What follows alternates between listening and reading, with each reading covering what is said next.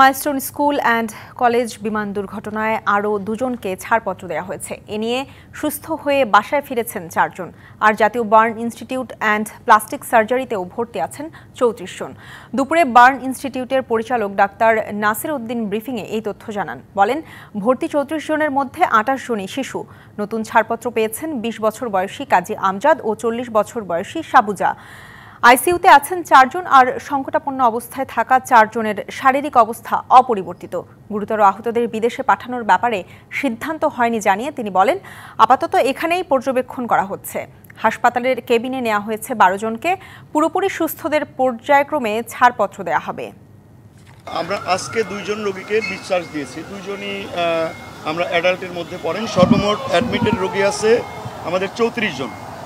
এই 34 জনের মধ্যে 28 জন হচ্ছে বাচ্চা চাইল্ড, আর অ্যাডাল্ট আছে 8 জন। এই 8 জনের মধ্যে 5 জন মহিলা এবং 3 জন পুরুষ।